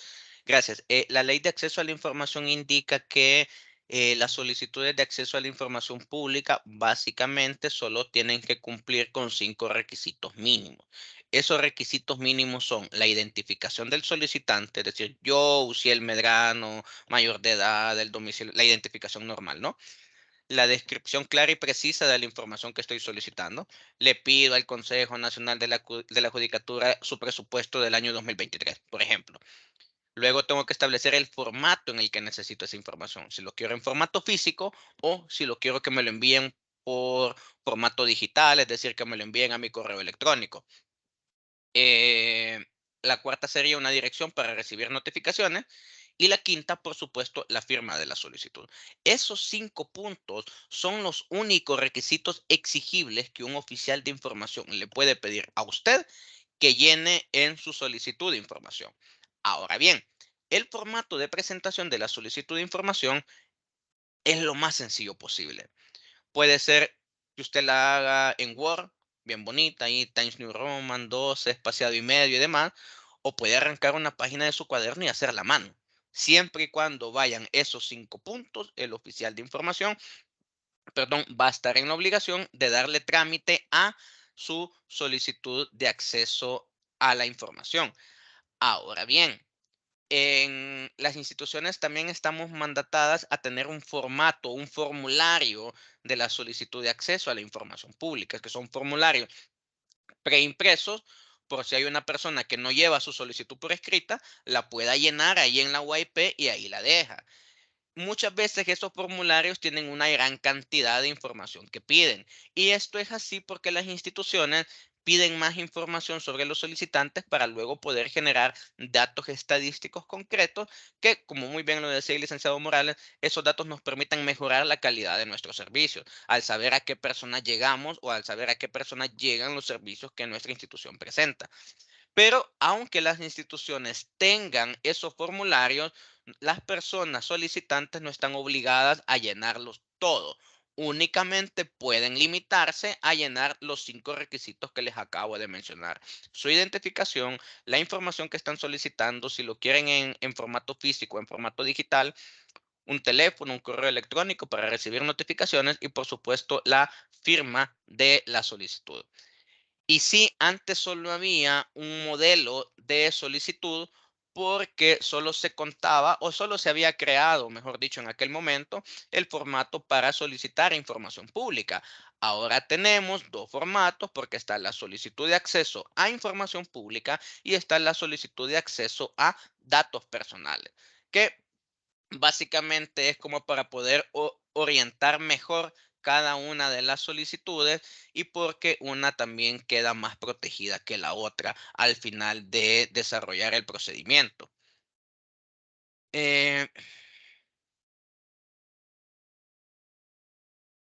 Sí, lo que sucede, Carly Sanz, lo que usted está consultando de que si se puede unificar o no, lo que sucede es que no es obligación ni tan siquiera que las personas lo hagan vía formulario.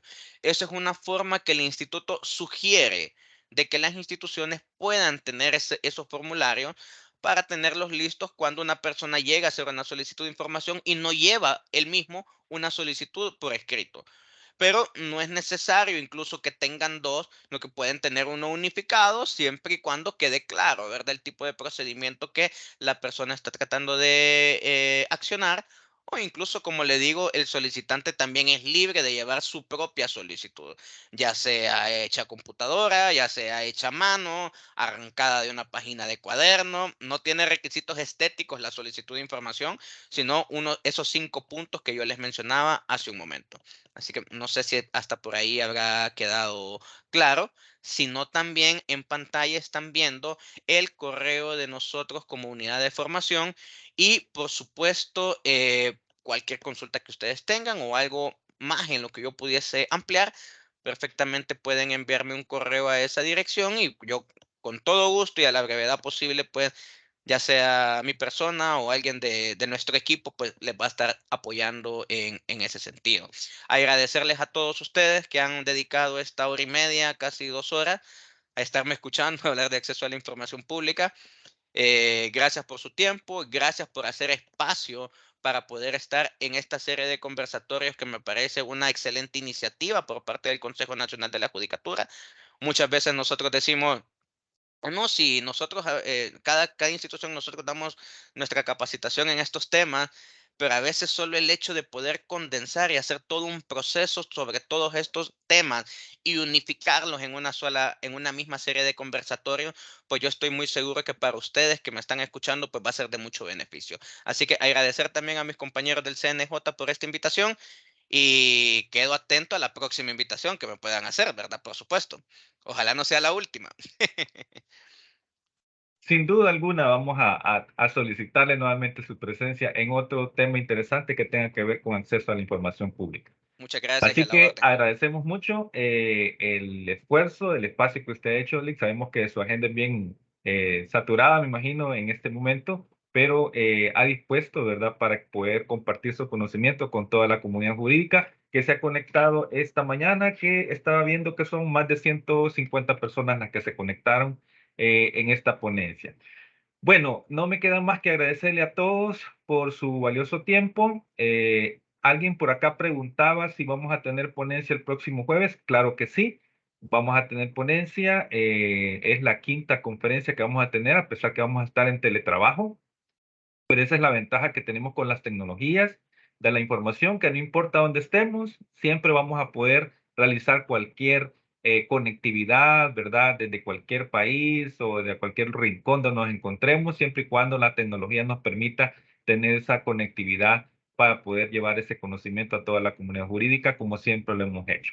Así que sin más, pues, muchas gracias a todos los que se han conectado. El Consejo Nacional de la Judicatura y su Escuela de Capacitación Judicial les invita a que sigan revisando nuestras redes sociales, en Facebook, en Instagram, en Twitter, y ahí estamos colocando los links y la información que tiene que ver con todos nuestros procesos de formación de manera virtual y de manera semipresencial. Así que muchas gracias a todos, bendiciones y que terminen un feliz día jueves.